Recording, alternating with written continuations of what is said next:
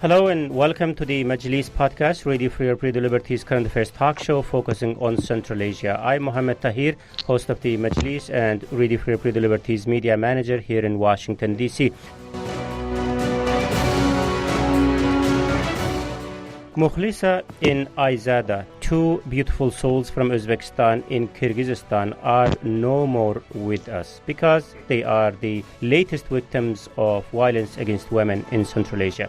These might be the latest, but far from being isolated cases in the region. While similar tragedies keep repeating, local authorities yet to come up with a serious plan to stop this horrific trend from repeating and growing. So what happened to Aizada in Mukhlisa? What their stories tell us about the bigger picture in Central Asia and what can be done about it? To discuss all these, I'm joined by two women rights activists from Central Asia, Samrin Mamedova, an activist with Nemolchi.uz, an anti-violence project. Samrin is joining us from Tashkent, Uzbekistan. Kamila Ishalieva, an independent journalist from Kyrgyzstan who focuses on women rights. Kamila is in Bishkek, Kyrgyzstan, and Bruce Pannier, the editor of Radio Free Radio Liberty Central Asia blog, Kishlok Owazi. Bruce is joining us from Prague, Czech Republic. Thank you very much, colleagues, for joining us on this important conversation. So a couple of months ago, I should say, we had a similar conversation following another horrific incident in Kyrgyzstan involving a young woman, Brulay, who got killed in police protection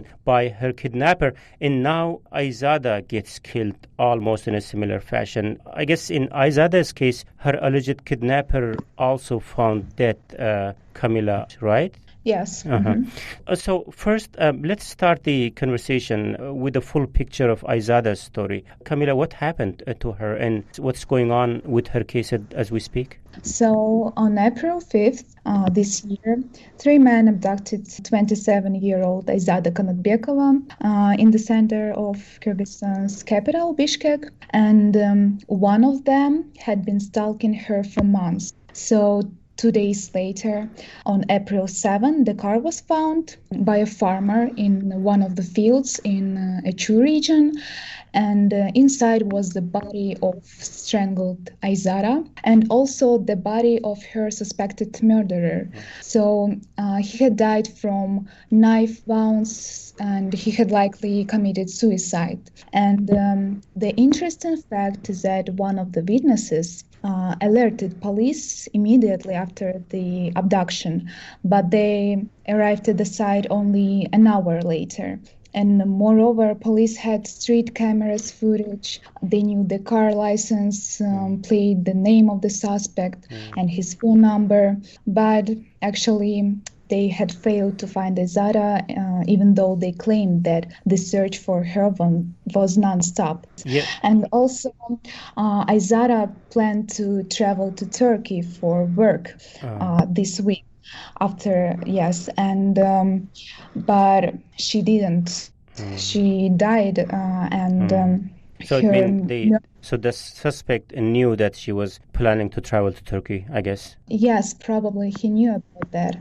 He decided to kill her. Yeah, before she would leave. So recently, another woman came out, Kamila, saying that she and her friend was also a victim of this man. Again, we are talking about this suspected kidnapper of Aizada. What's his name? Zamir Bek Tenizbayev. Yeah. But the tragedy is that the woman who spoke to our Kyrgyz service, Radio Azatik, she spoke in condition of anonymity, of course, that she said that she reported to police when the incident took place back in 2019 and nothing happened to him. Contrary, she was mocked by police. Perhaps it brings us to a bigger topic, which I would like to focus on a little bit later, which is about the treatment such cases get from the local authorities. It is very, very disturbing, and I know you have reported about this, Kamila. On Aizada, though, how has been the reaction by people, Kamila? I see protests were taking place lately, and they have been asking for some officials to be removed from their positions. Anything happened? Anything came out of that? The reaction of the public was immediate, and her murder sparked protests in Bishkek and Osh. But actually, nothing has happened, and people demanded the interior minister to resign, but actually he didn't. Did Jabarov say anything about this? Yes, he said that this is a tragedy and something like that, but I think it's just the official letter for him, so he had to do this. Yeah, we will get back to this. So let's go to Uzbekistan. Samrin, though the context is a little bit different, a couple of days ago, a horrific case was also reported involving a death of young women in Uzbekistan where the victim apparently has killed herself. I'm talking about Mukhlisa Kadambayeva. So tell us about her. What do we know in terms of the circumstances of her death? Yes, few days ago we knew about this tragedy. Young woman found hanged in Khorazm region. It's one of the region of Uzbekistan. Her name was Mukhlisa Kadambayeva. And on social networks, it is reported that the woman was beaten by her husband and his family. And the reason was that she took money to went to her aunt's birthday without asking her husband, because in Uzbekistan, in our society, mostly women should ask permission from husband or from his parents to go somewhere. So that was the reason. I mean that social media reported such like that. And even Saida Mirziyoyeva, she is the daughter of President of Uzbekistan. She wrote on her Telegram channel about violence. She said that such cases became more in Uzbekistan. It is a big tragedy. That was kind of interesting, the way Saida Mirziyoyeva was reacting to her case. Just to use her word exactly the way she's described that, she was using all the right words to describe the situation, I guess, like Mukhlisa being the face of many unknown women who go through her fate, and such cases keeps repeating because perpetrators are not punished and we keep silent. It's interesting that she said that. Of course, if anyone can do anything about it, that is Saida. But apart from the irony, has there been any reaction, Samrin, to Mukhlisa's case in Uzbekistan by the local authorities, by the people, by the members of civil society? Of course, many of them commented, and many people on social media commented this. But we have such problems in our society, and it is one of the biggest problems of our region. I mean, not only in Uzbekistan, but in whole Central Asia. And such cases increased. It's our big problem. For example, I think last month was not the same, but similar situation. One woman tried to kill herself and her 3 daughters because family of her husband and himself, her husband, they always told her, you cannot give the birth to son, just only daughters. They have 3 daughters, and she killed herself. But girls are safe, her daughters. Wow. Yeah, we have such cases in our region, in our republic, and I think that government should renew maybe some laws or maybe take under their control such cases. Samrin, hold your thoughts about what government can do about this. We are going to come back to that aspect of our discussion a little bit later. So before that, Bruce, as I said earlier, though we are talking about these 2 cases and about these 2 countries, but women's rights remain critical in Central Asia throughout the region. As a Westerner, Bruce, studying Central Asia, what stands out to you in these 2 cases and how the rest of the region is compared with these 2 countries when it comes to gender-based violence? Well, I suppose the thing that stands out the most is the fact that, you mentioned at the start of the show, gender violence has been a topic on the Majlis several times already. It's also, specifically in Central Asia, and it's been the topic of international articles and reports and even some locals, not really so much in Uzbekistan. But so it's been out there for a long time. And you don't see, even though the authorities, every time something like this happens, they say, we're going to get tougher on this. Kyrgyzstan, especially, we're certainly with Alakachu, every time something like this happens, we're going to toughen the laws, we're going to do this.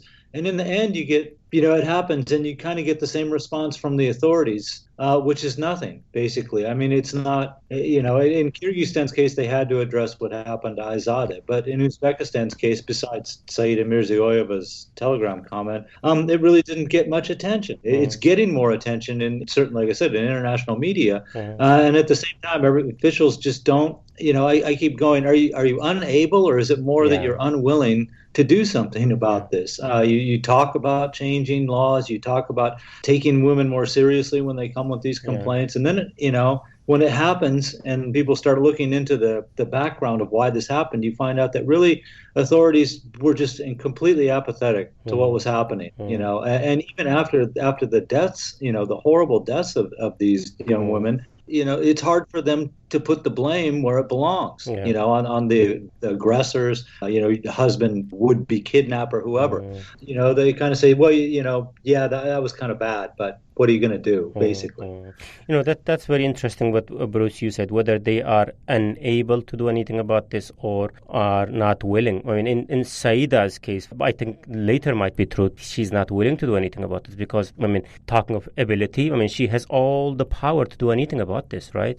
Well, and not only her, but Tanzila Narbayeva, who's the chairwoman of the Senate, has commented on this too. That's a powerful person. You would think the chairman of the Senate really wanted to get something done, that it would be very easy to get something. Once again, it's kind of lip service. Oh, this is in previous events. She said this is horrible. They formed a gender committee, a women's committee, to try to look into this and solve these problems. And that was pretty much the last I ever heard of that committee, really. Every now and then there's mention that it met, but I haven't seen that they did anything, or come to the defense of someone who finds himself in this situation. Now Mukhlisa is dead, right? But you would think that the Women's Committee would be all over this right now. And publishing, this is unacceptable behavior. You have to respect everyone in your family, and how dare you treat your wife, and not Mukhlisa was pregnant, by the way, and the mother of your kids, in a lot of cases too. How dare you do that?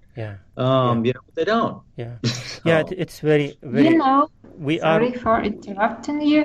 Yes, we have all these gender committees, and you noticed Tanzila Narbayeva, and they can do, but the problem is in our traditions, in our culture, because in Uzbekistan, not only Uzbekistan, whole Central Asia, when young people married, the attitude to women is like she is slave. Not she is like a person, she is human, she is a slave in the family of her husband. And the problem is in this. If we want to change something, we should change our traditions, our culture.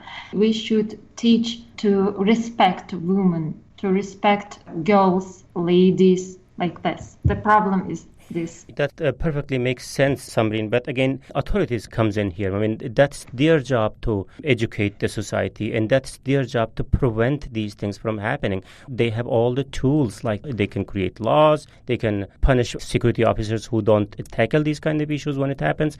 So they have the tools to make changes here. But we are going to talk about this. Why they are not doing what they're supposed to be doing, and what perhaps might be going on there. You and Bruce, both of you have raised very relevant questions. But in the meantime, we have been talking about these two cases, which are distinctive but very, very, very painful. I just wondered, what are the other forms of violence that women face in their day-to-day lives? Earlier, I was going through, Camilla, your story that you published recently, where you speak about another incident with a woman named Amina. She was kidnapped and abused and then thrown out of the car. I guess my question is, what the tragic death of these two ladies tell us about the bigger picture on gender violence in the region? So such incidents are not unusual in Kyrgyzstan, and the problem is that many people believe that bride kidnapping is an ancient tradition. So but it became popular only a few decades ago. And several centuries ago, when the Kyrgyz were nomads, the bride kidnapping happened only when there was love between a man and a woman, but the parents did not allow them to be together. And then the man abducted his woman from her parental home. But now many people believe that this is a tradition and this is a custom of Kyrgyzstan, but it's not. I think the problem lies also in the sexual violence, because in the majority of the cases, women experienced sexual violence from the kidnapper in the first night after abduction. And it happens because if a woman will spend a night with this man, she will no longer be able to give up marriage. It will be a shame for her, and that is the kidnappers use the weakness of the victim and force to marry him using such horrible methods. I think that there is no insurance against violence towards women in Kyrgyzstan. It may happen to any woman, no matter of her residence or education and social status. And this situation remains unchanging without real support from the Kyrgyz government and society. And thousands of women like Amina, the story that I told in my article, they will go on suffering on their own because there is no support from people, government. Right. Yes. Yeah, the following Amina's story, you also go to describing the situation when, victims try to report their cases and the type of situation they go through in that process. We are going to talk about that later too. So why these tragedies keep repeating and what can be done about them? So let's continue the conversation talking about these and many other questions very shortly.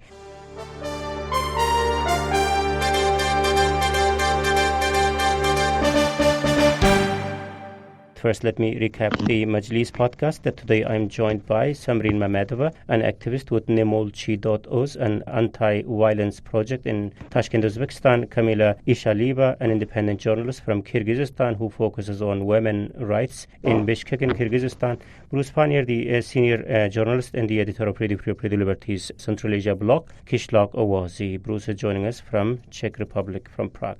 I'm Muhammad Tahir, Radio Free Radio Liberty's media manager and host of the Majlis podcast here in Washington, D.C., and we are discussing the recent cases of violence against women in Central Asia. So, though we are focused today, rightly, about Central Asia on this platform, but the suffering of women is not unique to this region. In preparation for today's show, I came across with a chilling data in which, according to a recent report by the United Nations, about 20 countries around the world have laws that, to some extent, allow men convicted of rape to escape criminal prosecution if they marry the women they raped. Again, I guess this speaks to what you were just talking about, Camila. So the world is kind of going crazy, with few exceptions, but tragedy with Central Asia is kind of in a different level. We see a sharp step back from the past to a darkness. It's bold word that I'm using.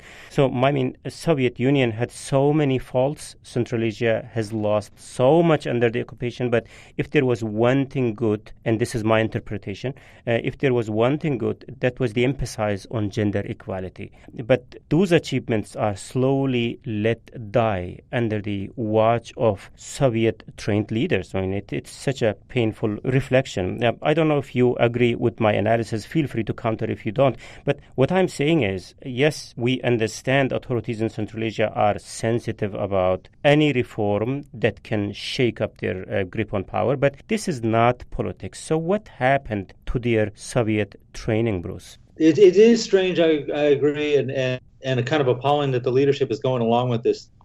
All the governments tried to reinvent an image of who they are. That had nothing to do with being part of the Soviet Union and nothing to do with being under Russian rule. And a lot of that involved going back to religion. And I've made this point in other shows before, but Islam is like this, is a force that they fear probably more than any other, but it's there and they can't do anything about, it's that old thing about you got a tiger by the tail and you can't let it go or it'll attack you or something, So there seems to be some deal anyway where since the country is traditionally Islamic, and since Islam is their religion, and that distinguishes them from being Soviet or under Russian rule, that they've let this in, and they've said, we are Muslims traditionally, and we have our own culture, and we have our own traditions. But some of the, like I said, as they've reinvented their image, some of the traditions have kind of been reinvented too. I'm not sure that the way that Islam is practiced in some aspects today reflects that much about what it was like earlier. But certainly they've given some leeway to the clerics to speak out about these things, and they're very conservative in their views. So this has kind of reground this idea of inequality between the genders when they meet. So, that's when I know it'd be an unpopular comment with a lot of people, but I mean, you really have to lay this at the door of the mullahs and the muftis and people like that who say that this is acceptable, and you have to go along with this, or it's part of us. But, if say it's part of us, but it's a bad part of the past that we don't want. If that's what some mullahs are going to say in Central Asia to legitimize these horrific incidents that women are going through, I guess that would not be a true reflection of what Islam really is about. I mean, I'm not any religious scholar, but that's what my understanding of Islam is. And I agree.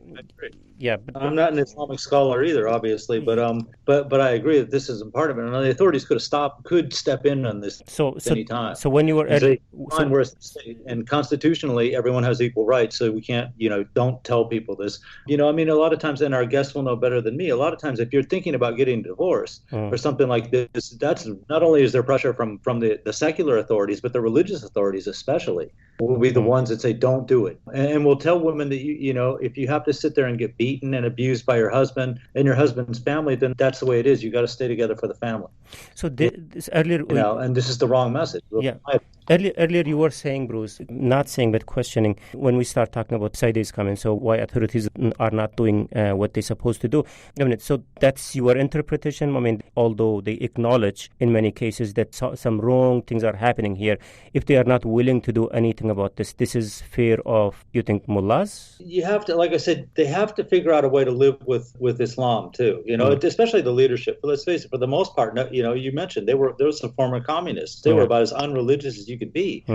But there's got to be some concessions and some deals made with these people to keep them in line, because you can say that if a mullah, it's strange to think, but if a mullah was up there preaching or something like that and said, and you'll see this every now and then, that if you have to beat your wife, there's only certain ways you have to do it and stuff like that. You can't be too, don't lose total control or something like that. But if they said the government is bad, then they would shut them down immediately, right? If they said our president is lying to us and it's your job as a Muslim to overthrow this corrupt and unjust government, right now, they would be in prison so fast, But so, like I said, there seems, since the leadership doesn't understand much about the religion, but they know that the religion's there and they have to coexist with it. There seems to be some conversations that we don't get, or at least some tacit understanding they have between each other about what's fair to say and what's not. And also, the politics aside, the reaction or lack of reaction by the authorities on the top leadership positions are aside,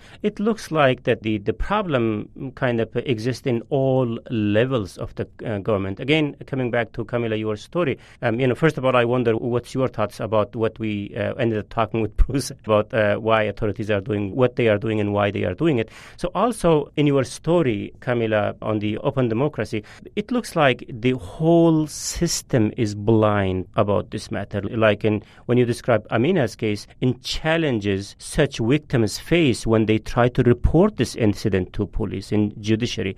Tell us about those challenges that you describe in your story. So even after being raped, women continue to face tons of problems. Instead of support and understanding, they face public judgment, pressure from investigators, and also judicial bias. And as a result, the victim feels that it's her fault. It's her fault that she was raped and assaulted. And so she's forced to be ashamed of everything that she has had to experience. And the government is doing too little to provide adequate protection and access to justice. This is why many victims of gender-based violence do not file complaints. And even if they do this, these complaints do not result in prosecutions or convictions. And in my opinion, the main problem is that almost 94% of police officers are men. They have the same victim-blaming stereotypes. They themselves once created their families in the same way. So the absence of women in the police leads to impunity. And also, the procedure requires a forensic examination, but Kyrgyzstan police still do not have any DNA examination in cases of sexual violence, and the victims should experience several interrogations, and the police officers often ask them such questions like, what were you wearing? Why did you answer his calls? Why did you go out with him? Why didn't you scream when he was raping you? And all of that really traumatize victims in our country. And also, there are no programs for rehabilitating survivors of sexual violence. And private psychologists are very expensive, but survivors do need psychological help. But there is no governmental crisis centers in Kyrgyzstan, so there is no help for them. Yeah, it is such a painful thing that we are talking about today. First, the woman goes through a painful tragedy of her not choosing. Then she's questioned and blamed for the events that were imposed upon her. Samrin, how this scenario that Kamila was describing is similar or different in Uzbekistan? To be honest, I agree with Kamila. We have the same situation in Uzbekistan. The main problem is the victims are ashamed to tell because of social judgment and the question, what were you wearing? What were you wearing? Maybe it was your guilt. Samrin, what do they mean when police officers ask what you were wearing to the victim? What they are trying to learn from there? Because they think that women are responsible for rape cases because of their clothes, because maybe it was too much short skirt or anything. So they are just judge victims, but not men who did that. And the second big problem we have in our society, for example, last year we have such case. One girl was raped by a man, and her family told her, you should marry him because no one will marry you now because you were raped. We have such problem too.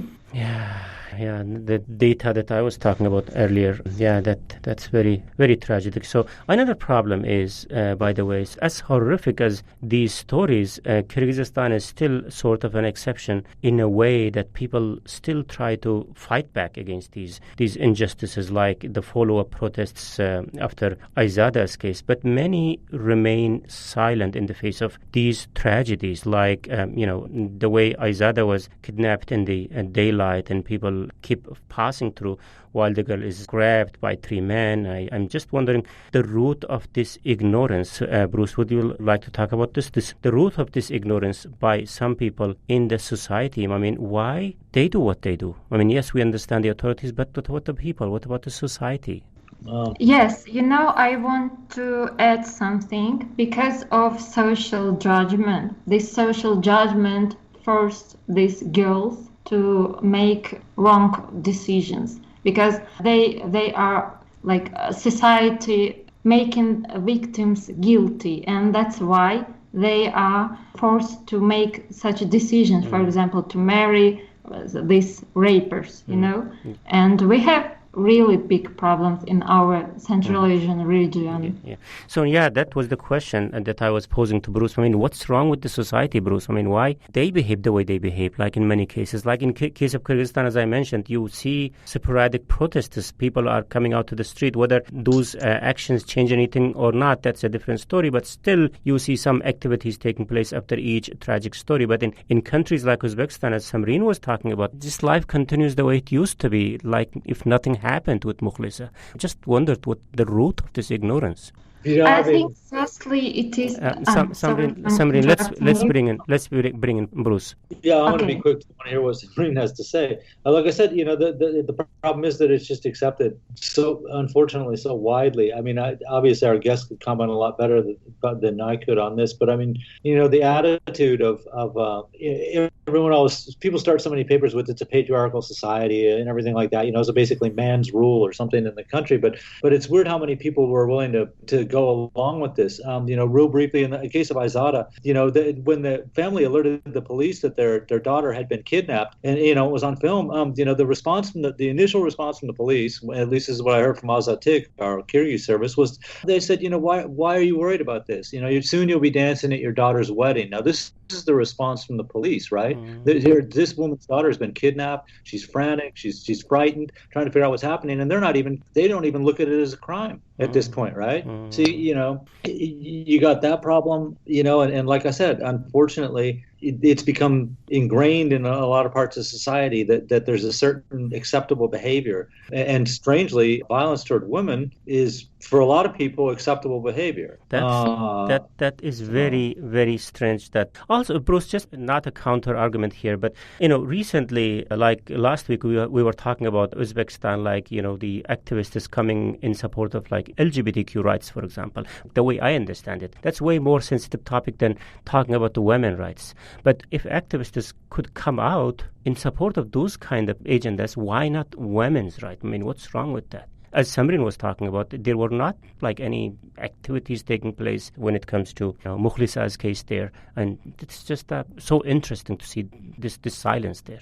Again, like I said, it's unfortunate that it's ingrained in some parts of the culture, and then of course it always raises the big question for me: is are the men that are involved in government and at the top guilty of this very thing? I mean, is that how their family works? And if it does, then I suppose you wouldn't get much reaction from them. Very sad. I'm sure we are going to leave out many aspects in our conversation, but as much as I want this show to be the last show that we are talking about this painful story, but I feel we will unfortunately get back to it very soon, but we need to end the conversation very soon. So just one last question before we do that. Maybe to start with you, Camila. I mean, what can help? What can be done to stop this trend, the violence against women? I think that the core of the problem lies in the attitude towards women in Kyrgyzstan. And girls since childhood learn how to serve her husband and his family. And the only solution is zero tolerance for violence. We should educate our children to respect women, respect their rights. And along with that, the state should assume responsibility for protecting women's rights. They should provide psychological help. They should make the law better. And so the courts and the police, the investigators should be on the victim's side, not on the rapist. And then the victims and survivors of the gender-based violence will feel that the law is on their side. They will feel that they have support from people, government, their family, and all of the country. I think that this is the solution for our country, because now we live unfortunately in a culture of violence, and it's time to for changes. Right. And Samreen, also, I want to ask your opinion about this. Earlier, you started talking about, in fact, about this very question, like what authorities should do or can do. So imagine you have a chance to talk to Saida Mirziayeva, and it appears that she knows that there is something very wrong going on in the society, as her Instagram message tells us about the Mukhlisa's case. So if you had a chance to speak to her, what would you tell her to do to stop this thing? I think firstly I would tell her that we should change mentality of our society, of our people. It is the first. The second, as Camila mentioned, yes, education and laws. We should make laws stronger and better.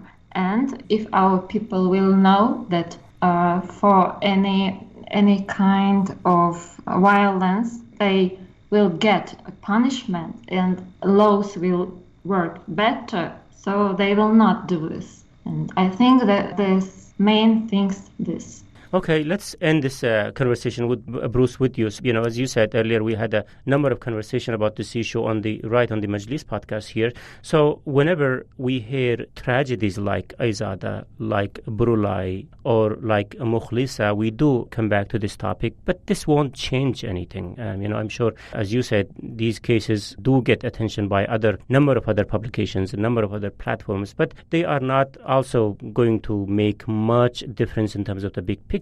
Is there any lesson Central Asia can learn, Bruce, from other countries as they struggle to fix this? I don't know. As long as the culture is, the mentality is what it is, I really don't know. But, all the things we're talking about here are crimes, and the people that are responsible for them are criminals. And this is the way you have to look at it. There's nothing romantic. Right. There's nothing positive in this at all. And the people who perpetrate these things, when they're mentioned, they have to be mentioned as, really the scourge of society. The kind of people who hold everybody back. Their actions are, like I said, criminal. It is...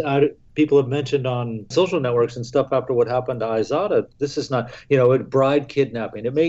Even the term is strange. What it is kidnapping, assault, and rape. Yeah. It's not bride kidnapping. So you have to get that mentality in there. It's just horrible. This is a crime. There's nothing positive. There's nothing good about any of this stuff that happens. And if you engage in it, then you're antisocial, and you should be locked away in prison for that, because we don't want people like that around with decent people in the country. Right.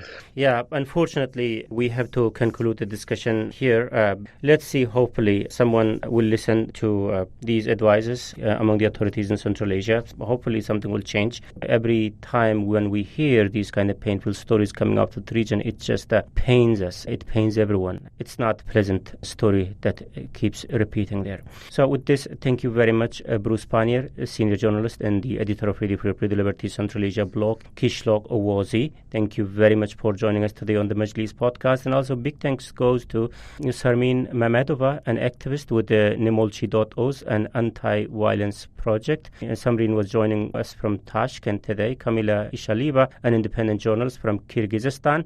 Thank you, colleagues. Thank you again very much for your time and thoughts today. And this is from me, Muhammad Tahir, Radio Free Liberty's media manager and host of the Majlis podcast here in Washington, D.C. Until next week, bye-bye.